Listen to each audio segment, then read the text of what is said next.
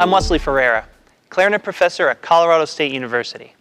And today I'm going to discuss how to prepare for this year's Colorado All-State Band and Orchestra-based clarinet audition.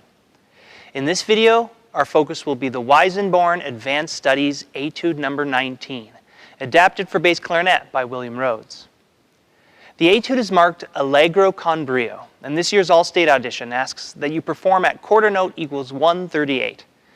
This is the tempo that I will be performing at in my demonstration to come. If you cannot play this quickly, don't fret.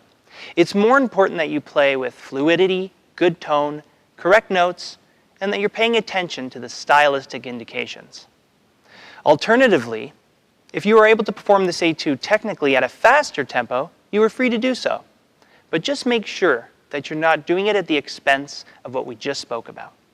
When jurors listen to auditions, we want to hear that the performer is not ignoring the basic characteristics of playing their instruments well.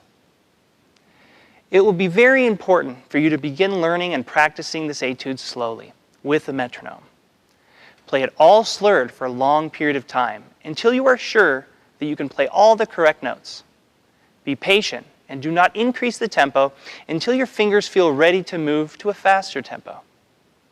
This etude is made up almost entirely of continuous eighth notes, with very few places to breathe.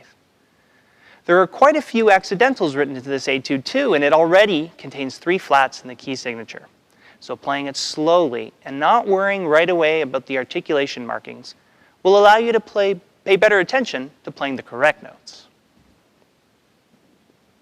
Now, inevitably, you are going to encounter a passage with difficult fingerings. So I'm going to suggest a practice technique to help ingrain finger movements. I call this practice technique playing with alternating rhythms, and you should use it whenever you encounter a passage in this etude that does not automatically feel easy for you to play technically. The alternating rhythms practice is a way to help you isolate particular measures and improve upon them. Let's use measures 1 and 2 as an example of how to practice with this technique. When using this technique, play all slurred, because we're just working on our air, tone, and finger movements, not articulation. We're going to take the continuous eighth notes and alternate the rhythm 5 different ways.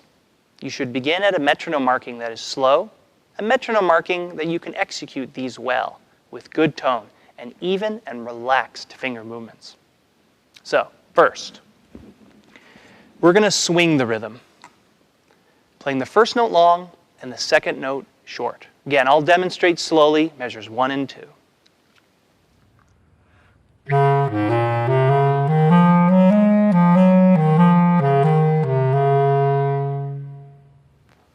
Repeat this many times until you both hear that the notes are being played evenly in this pattern and feel that it's easy to play and under your fingers. Next, you reverse swing the rhythm, playing the first note short and the second note long.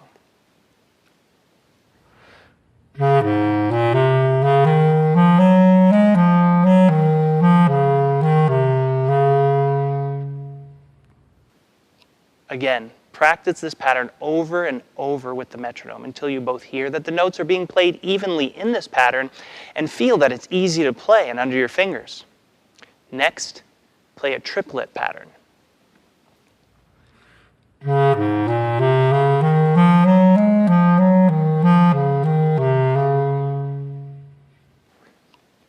This pattern can be tricky for people at first, mostly because the patterns on the page are beamed in groups of 4, and you're playing them in groups of 3, but stick with it. If it's tricky for you, it means that you found a wrinkle that you need to iron out.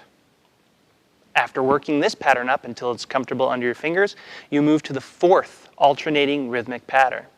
2 fast notes, 1 slow.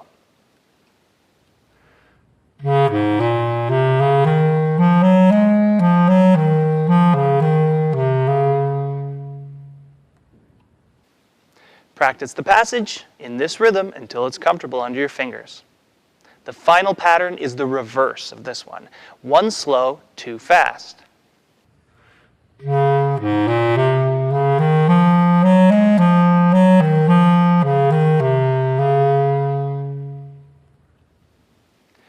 After practicing the 5 alternating rhythmic patterns, you should then go back to play the passage straight.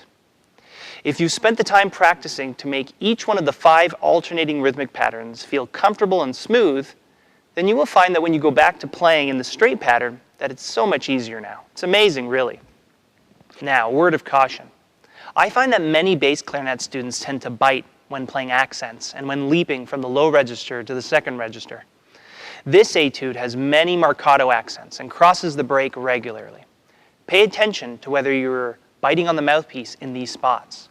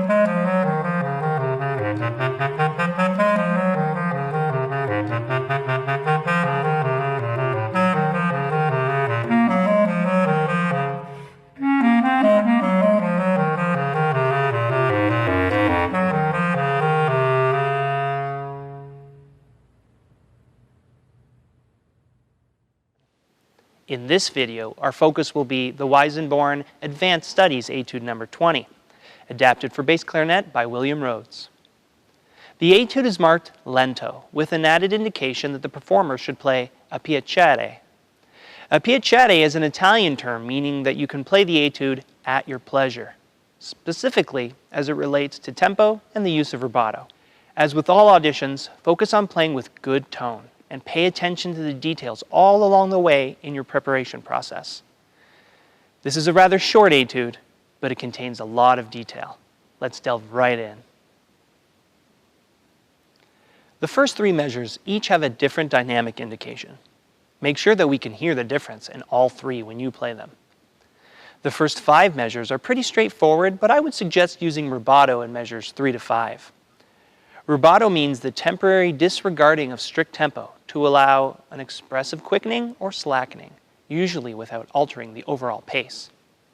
What this means is that I will be moving a little bit more quickly at the end of measure 3 to show momentum moving forward, and then slowing down at the end of measure 4 to broaden the line. By doing this, I am not losing or adding time. In measure 5, we have a pseudo cadenza here. You can take time and get a nice big breath on the quarter rest on beat 2 of that measure.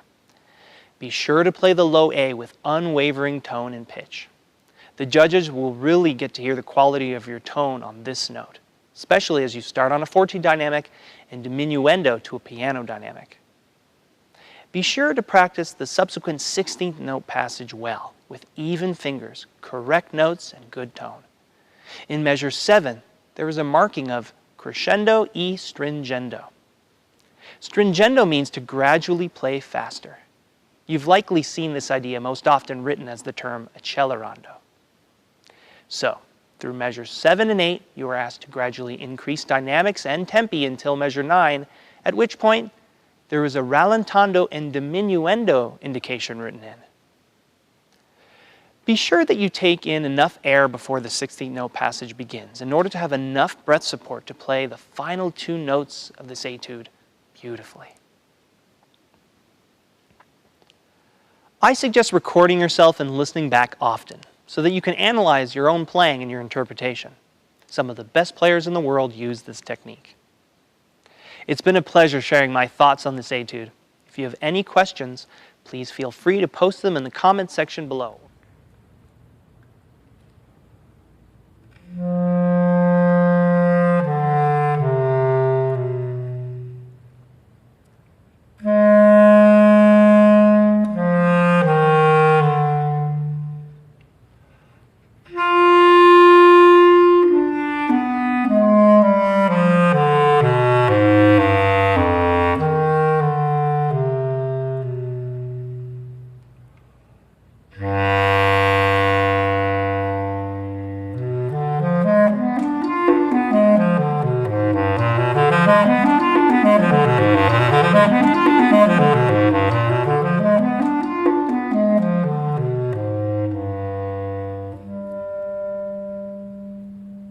Thanks so much for watching this Colorado All-State Prep video. If you have any questions or concerns, please visit music.colostate.edu for more information, including the opportunity to schedule an individual visit with the School of Music, Theater, and Dance. Good luck on your audition.